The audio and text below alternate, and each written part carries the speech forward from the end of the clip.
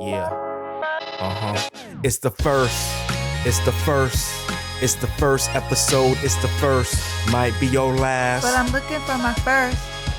First episode podcast. Welcome to First Episode Podcast, a cherry popping debrief of your next binge-worthy television series. I'm your host, Motown Maurice. I'm Atara G. And I'm guest host, Raj Jawa. Today we're cherry popping Terminator Zero. A warrior from a post-apocalyptic future travels to 1997 to protect an AI scientist being hunted by an unfeeling and indestructible cyborg. The genres are action, adventure, animation, sci-fi, and anime, which I guess is a bit redundant, but... So we're back in the Terminator world, y'all. Judgment Day is upon us. So it's November 5th. 1997. All right. What's y'all impressions of this show? I really had to dig deep to find something to care about. It had a good start. These cyborgs are pretty serious. Yeah, I enjoyed it. It was a little gruesome in terms of the kind of brutality, the stepping on heads and, the help me, and then, shooting them in the face or whatever. Like the, heads blown off. This is kind of a very gruesome, I guess that's more the anime, at least in my mind.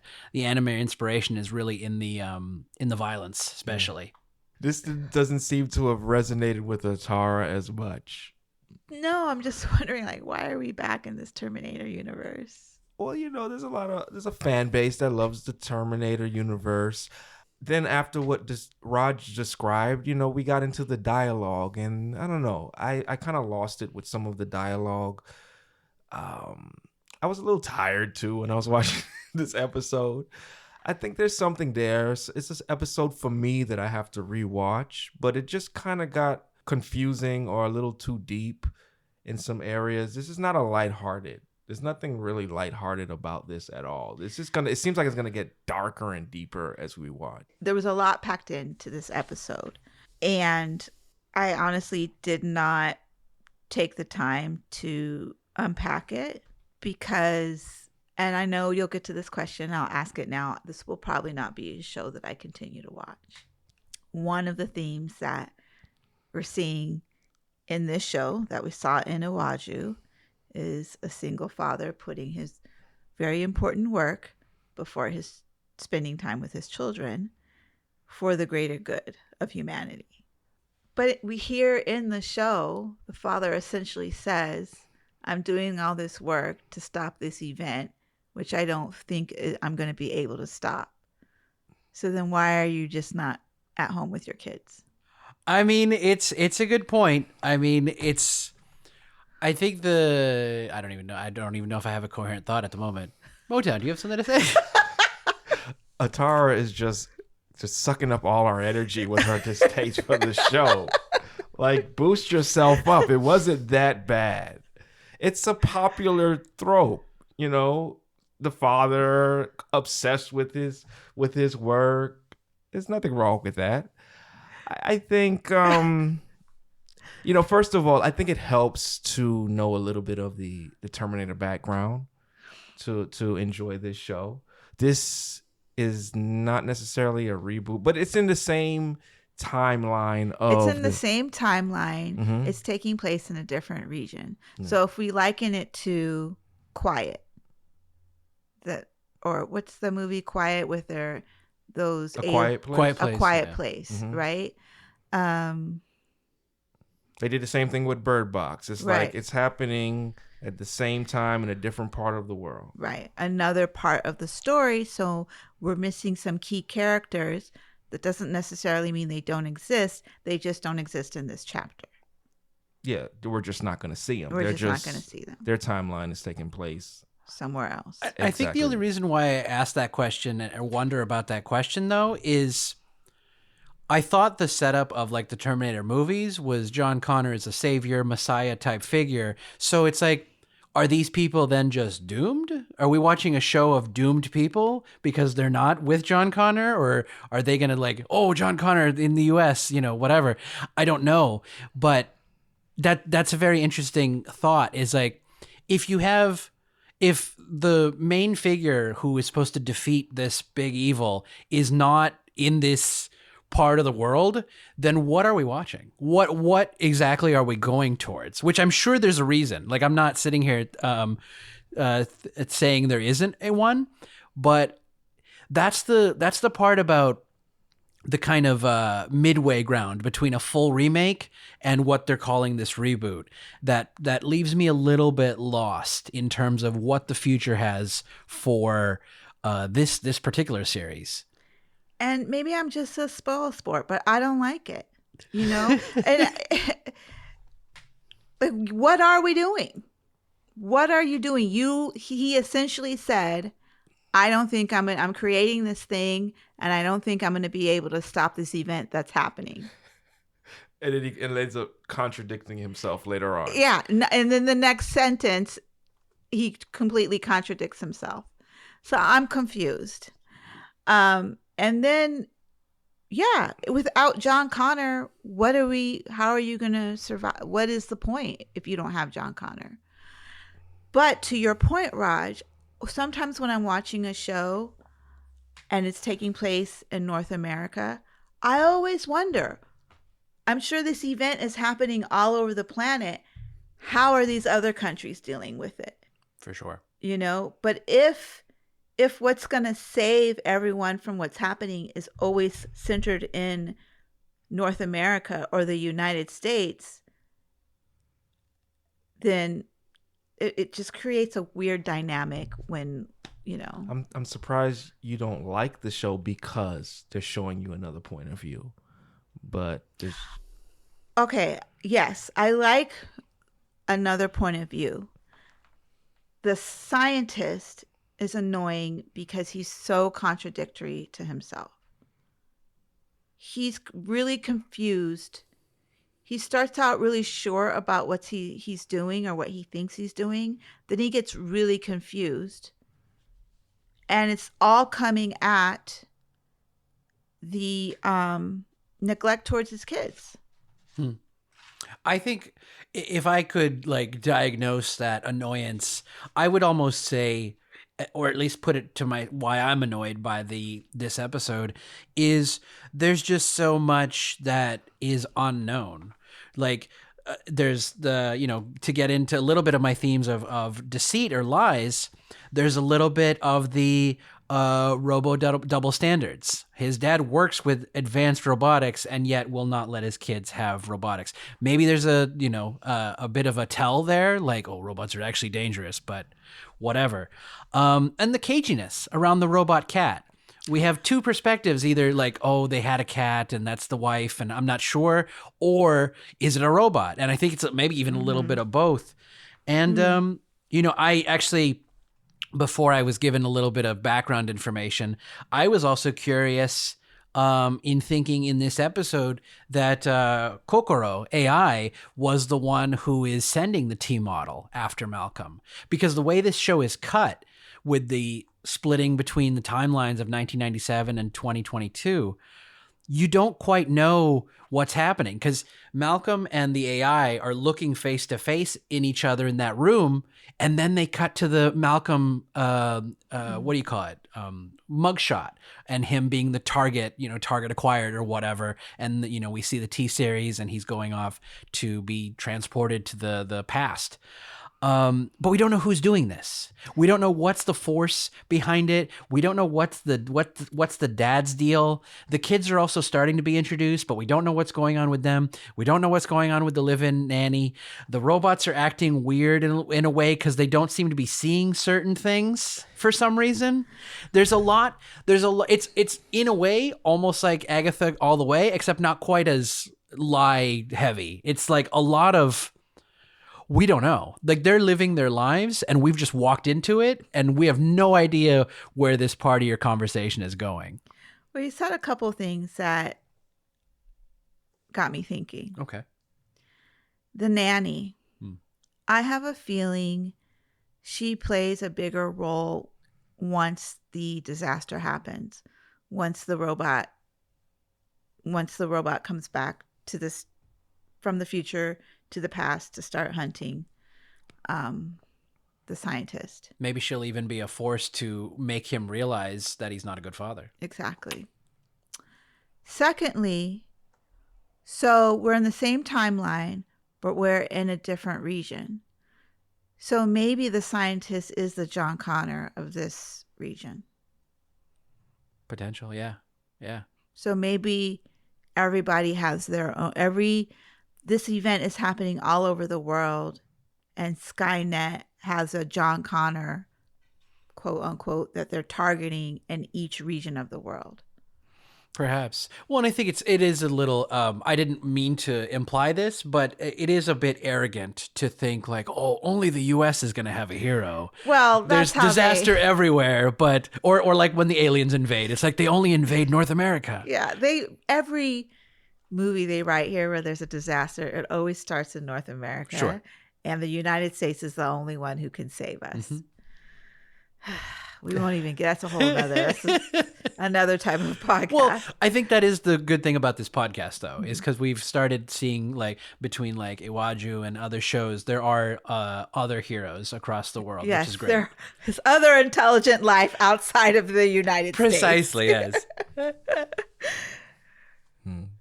So I don't know, maybe. With that said, I'm still not compelled to watch. Fair enough. What was your theme, Raj? Secrets, lies, deceit, really. It was, like I said, the double standards, the kind of why can't we have this cat?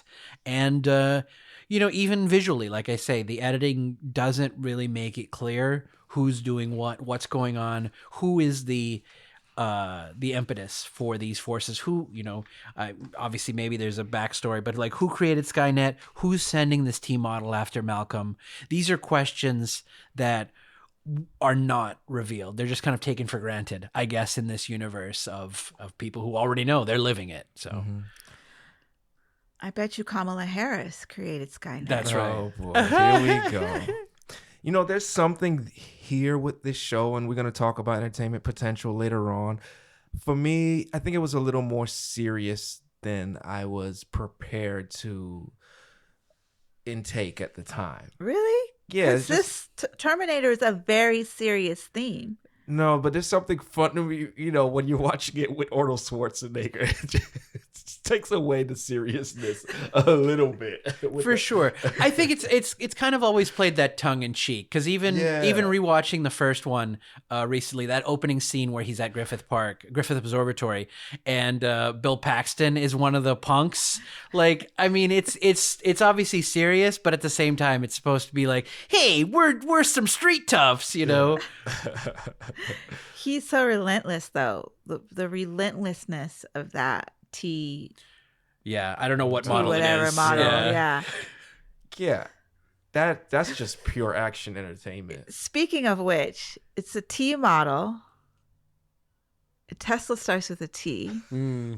Your theme is AI. AI domination. And AI That's what really resonated with me the most, was just the showcasing of these robots and how it's running rampant right now in today's society. Like autonomous robots. What's his name? Elon Musk just had a presentation last week Thursday, and he unveiled some robots. He unveiled this cyber cab, and I'm looking at everything that's going on between Elon Musk and the Terminator Zero show, and I'm like, Will Smith tried to warn us about this back in 2004 with iRobot. We can't trust these robots. And it's coming, and it's around the corner. You just made a little comment, Tara, earlier. I think it was off camera. You're like, well, I'm not going to be alive to see it happening. No, yes, you are. It's happening right now. Well, I have switched from Lyft to Waymo, so exactly. You are an advocate of these robots. I'm not an advocate. I'm just looking out for my own convenience. But this is serious. Like, robots are gonna cost less than an average car. That's their plan. Like, people are going to own robots and they're going to be doing all kinds of roles and jobs for us. I mean, how are we feeling about robots coming to life, like science fiction coming to life? I mean, it's good in a sense. I mean, other than the logistics, which nobody wants to think about, the government especially, in terms of like giving people incomes or whatever, they're not worried about that. But I do think there are things that this would be helpful for. We're already in intermediary steps in some ways. It's like, I mean, I have a Shark automatic robot that does the sweeping, what do you call it, vacuuming of my house. It's not very good. I wouldn't recommend it. But the point is, I think it's just a half step between the, you know, a robot that does everything to these, you know, where we are right now, or like literally right now with these robots that kind of do individual tasks, a litter robot, a vacuuming robot. I mean, we're training the robots. I mean, that's every time we talk to Alexa or Siri, we're increasing their intelligence. Of course. Right. So they're only as good as what you're only going to get out. The product you get out is only going to be as good as what you put in. Well, that's what people find with the generative AI. The when you write, like, have your AI write a blog for you or an article for you. If you don't give it, if you just like say, okay, write an article about kids on a playground, it'll do it. It'll do a fine job, but it won't have any. It doesn't have any knowledge or any life experience. But if you can sit there and write what you want to say, and then tell AI, hey, can you help me rewrite this? Or maybe punch up the language, essentially. I wouldn't phrase it that way, but like, make this better. And that's a very powerful way to use AI. I think that's why a lot of people dismiss generative AI right now, is because they're trying to get it to do all the work. And the thing about AI, or at least the AI we have right now, is it really can't think like us. It can only, like, it's like a highly intellectual book or whatever. It's like basically can take what you give it, take whatever prompt, how specific or how general, and give you something that, you know, is generally, I mean, I'm very impressed by generative AI, especially in like the writing space. I would agree. I do use generative AI, and that is the prompt. I will write something and I will say, make this better. Make this sound, you know, more authoritative. Remove repetition. Yeah. Remove repetition. Make this more friendly. I think the problem is, and you said it, we do not want it to do all the work. We should not go there. We should avoid that. AI is learning from us constantly. But what we fail to bring up in this conversation, that AI is also learning from narcissists, sociopaths, and psychopaths. So is AI going to pick up these tendencies and these habits from the narcissist and respond to us in that way? And that's the concern of the takeover part of this conversation. Well, I mean, I think, and I don't know what exactly causes it to be this way, but currently AI seems to be pretty well contained by its sense of righteousness. And I was going to say justice, but like AI seems to have a fairly, in most cases, I mean, I know you can make it say like bad things or whatever, but generally, even AI people talk about Google being like heavily controlled or too controlled. People have used the word woke around it as well. I don't know if I'd go that far, but the thing I see in AI is if you wanted to personify it, I don't think it so far has any ill intention. That's never been my reading of AI in terms of the way I've interacted with it. I mean, that's. It depends on what you put into it. It's a tool. Yeah. So that's how it started in iRobot. I mean, they had robot laws where the robots are there to protect. The robot shall not do this. The robot shall not do that. And then look what ended up happening in iRobot. I think that's also, to go back to Terminator for a second, I think that's also what's confusing too, is because iRobot and other movies have set those robotic rules. I think they're Isaac Asimov's, if I'm not mistaken. I could be wrong about that, but we know these rules, and yet something in this show so far hasn't quite adhered to that rules. We don't know why. We don't know what's going on exactly. I don't know if Terminator ever addressed that at all, but the movies, that is to say. But that is the interesting thing right now about Terminator Zero, is we don't know how the robots went from basically like domestic servants to becoming like T-model assassin whatevers. But there's clearly hints of it, like the scene with the robot struggling with the dog, Indy, in that episode. It's there's something happening clearly. And, there's that dead guy who's caused by the dog running off. The robot doesn't seem to see it. And we don't know what's wrong, what's going on. Because, again, that, to me, the rules of robotics would indicate that the robot would do something, seeing a dead body or a dying body, would react, would have to have its programmings triggered by seeing this. And yet, we're not seeing that right now. So it just makes me think of, at some point, as human beings, we're programming computers, we're programming robots, we're teaching them. At some point, the level of knowledge that they gain, does it cause self-awareness to where they're able to access data and just learn on their own?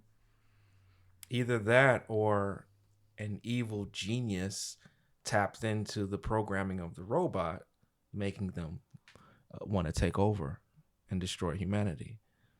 But isn't that more or less the risk we always have? I mean, like, I know we don't have technically like robots, but we have banks and things that can be hacked and information that can be stolen. I don't know if it's that different, other than like it would have to be a real like James Bond type baddie to like want to like hack everyone's robot and make them like kill their owners or whatever the hell it may be. I mean, that seems like a supervillain type move. Like the Joker. The Joker would do something like that. He's a misanthrope, Yeah. Mm-hmm. I mean, I do, and I don't want to dismiss the concerns, because I do think they are there.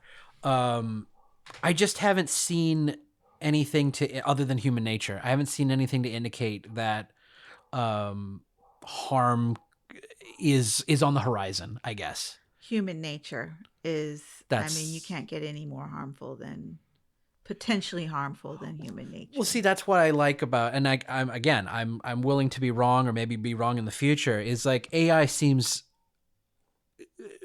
deliberately there to rebut some of the human what do you call it? Things the mental traps we fall into, the stereotypes and things like that. So maybe because AI doesn't have a sense of gain, like they don't say, "Oh, I have something to gain from this bad behavior," or greed, or which is what drives the lesser desirable parts of human nature. I think there's something to that. This is maybe a not a good enough example, not a strong example, but like, let's say your therapist told you some advice, and then you ask AI, it's like, well, isn't that just some stuff they tell losers when they, can't get a girlfriend or some stuff? And then, the AI could just feed you what you want to hear, feed you the negativity that you're feeding it. But what I've found thus far, at least in that particular sense, is no, it's just going to give you whatever facts and research and information it can. And thankfully, there aren't people on the internet, doing a lot of like, you're not worthy, kill yourself, whatever. Thankfully, most of the advice and online stuff, online resources are for, helping facts, you. Yeah. Just to help you and make you, see the reality, rather than the, that too is a mental prison, that kind of depression. Mm-hmm. I'm in a chat group on Facebook for women. I'm in several, but in this particular one, this woman posted her query to Chat GPT. I don't know if it was Chat GPT, but to one of them. And she asked, if you wanted to break down a woman's self-esteem, how would you do it? And the answer that came back was unreal. I mean, it went through a whole step 1, step 2, step 3, and it blew my mind because I have been in situations where I know women who have dated someone who did all of these steps to like break her down or control her You or know, whatever. men who did all those steps? Whoever she happened to be dating. Oh. Ooh. I won't turn this into, And I think that a gender thing. that too can be somewhat of the problem as well, is because like like a human would know that's a bad intention. Let me not give you any information. Exactly. The problem with AI is it's like, that seems innocuous enough. Sure. Yeah. Here's how you break down a woman. Maybe they're thinking you're writing a story. Yeah. You know, They're just giving you the data. They're just answering giving you the the question. data. They're not censoring, like for instance, if you go onto the computer now and you're like, oh, how do I early exit? It'll censor you. Oh, call 1-800, get some help, blah, blah, blah, blah, blah. I don't think if they're self-exit is what they're calling it these days. Yeah, I feel like there's another term, but I can't think. I've never heard self-exit, but I know what you're talking about. We've been watching this podcast called Rotten Mangoes. Rotten Mango. Yeah. Rotten Mango, and the host refers to it as self-exit. Okay, I got you. I remember what mine is. A lot of people online use unalive. Unalive, yeah. So I think it's evolved from unalive to like self-exit. Yeah. I mean, yeah, because they after a certain point, it's like, okay, that's obvious enough. I get what that means now. Yeah, but I guess too though, this generative part does get a bit off what we're talking about in terms of Terminator Zero, because what does happen when you take all that power and then put it in a moving thing, a moving robot with Invincible, hands, and right. yeah. It's made out of antimanium or unobtainium. Or... Yeah. Vibranium. Yeah. I think we should be excited and concerned about the future of AI when it comes and robots, because look, art is dictating life right now. I'm going back to iRobot, which is a 2004 movie, and the setting is 2035. The director, the designer of that movie, tweeted to Elon Musk. He said, Elon, can you give me my designs back? Because it's the same designs he used in that movie in 2004 is the same designs Elon is using for his cyber cab and his robots. Yeah. It's crazy. Yeah, the cyber cab one was a weird one. Like the robot, I could see, how many ways can you create a humanoid type figure.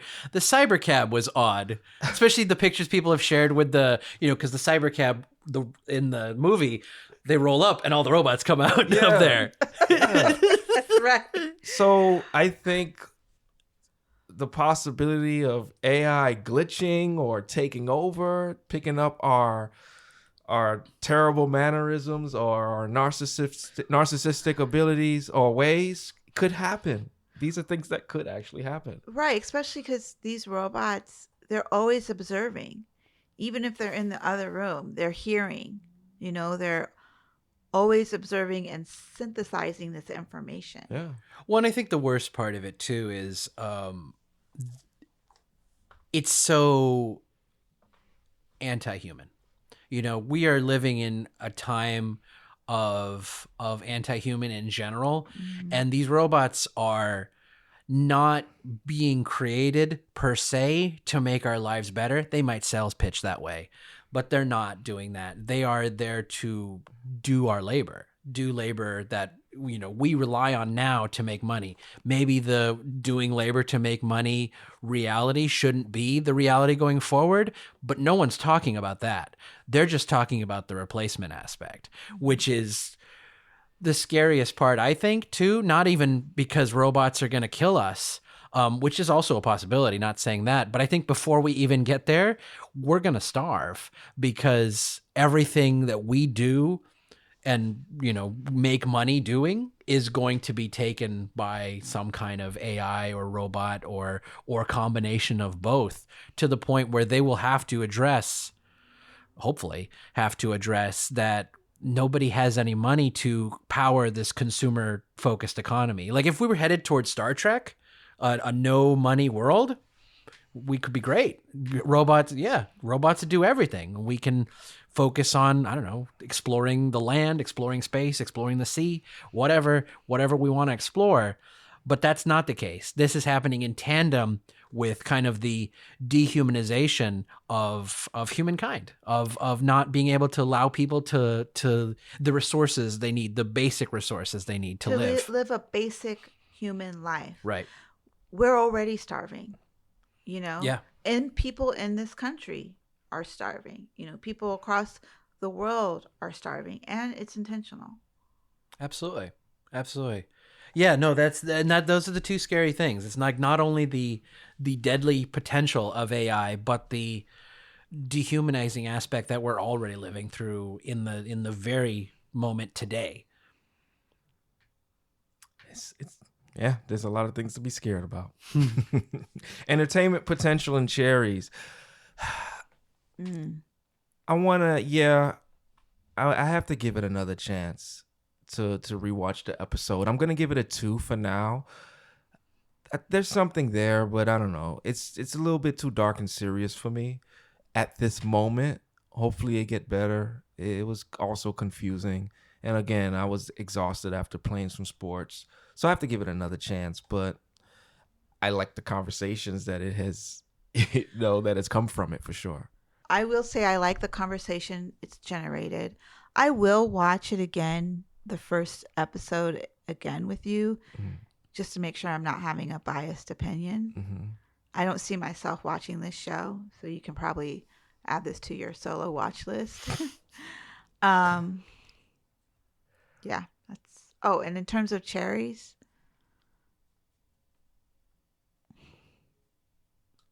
maybe a 2. Yeah. Only because we got some diversity in character, ethnicity. I'd like to give it a 2.5 in this case. I'm intrigued, but also some of the elements, namely the children that they've introduced, I'm less like, if they're a bigger part of the story, I'll be less appealed. If they're a smaller part of the story, I'll probably be a little more appealed. Seems like that's the case given the adult general nature of the show anyways, but we'll see. We will see how that goes. But yeah, at the moment, I want to give it a tentative 2.5 and see what develops. I want to at least check out a few more episodes. I don't think Raj likes kids. No. That's not a secret. Have you ever held a baby before? Maybe, but probably I could count it on one hand the number of times I held a baby. I was forced to, maybe one time in college, and I was frozen. Sure. But I've never asked voluntarily to hold. Hey, can I hold your baby? No. Really? I love holding babies. Do you? Yeah. I'd rather hold a puppy or a cat. Yeah. To be honest with you, I don't really need to hold a baby. Here's the thing, and I don't need to get off into this, but no, my thing about humans, and maybe this is why I'm a little more AI friendly, is I really enjoy the intelligence of humans. So when they're babies, they have none, or very limited intelligence. No, they're just not able to speak the same language. Fair enough, but their babies are very intelligent. So you're suggesting I should learn baby? You should learn baby. I will learn baby, and also, if we're speaking of AI that's taking in a lot of information and synthesizing it, that's literally what babies are doing. It's fair. Constantly observing, taking this information, and eventually they're going to be to spit it back out in words that you can understand. That is a fair assessment. The problem is I cannot shove several books into a baby's head at once. So sorry for the anti-baby ending to this episode. Oh man! I expected you to at least kind of downplay the fact that you don't like it, but he was there's no downplaying. Secret. There's no secret there. That's funny. Babies are cool in my book. Terminator Zero, released on Thursday, August 29th, 2024. Oh, that's the time in the show. That's the date on the show. I don't know, 2024. I remember that. But he's what day is it? He was like, it's the 28th and the 29th in Los Angeles. Yes. Yeah, that's pretty cool. Okay, now I'm in. Okay, 5 stars. 5 cherries. We're in. It has one season currently and a total of 8 episodes. The average episode duration is 30 minutes. It's on the Netflix network, so we know we're guaranteed one season. The current IMDb rating is 7 out of 10. The Rotten Tomatoes critic score is 86%. Will there be a season 2? No. Guesses? No, it's Netflix. I'm going to go with no again this time. Or no this time instead. Well, Anytime Netflix comes out with a show where the first season is only 8 episodes, you're likely not going to get a season 2. well, this show seems to have a good fan base because it has been revealed that Terminator Zero will come back for a second season. Have they started production already, or they just said, yes, we'll do a second season? Those are two different things. On October 9th, it was revealed there's going to be a second season. So anything could change, but as of right now, I don't think there's going to be a second season, especially if it has a good fan base, because Netflix is also known for canceling shows that have a good fan base. we shall see what happens. It's in the working right now.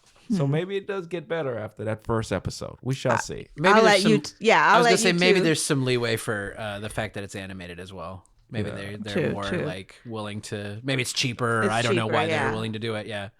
Yeah. Well, I'll let you guys will have It's to a tell me popular about franchise, it so because Well, people like it. and the thing, here's the thing, maybe about animation too, is especially if it's not like what they try to do with Super Mario Brothers with Chris Pratt.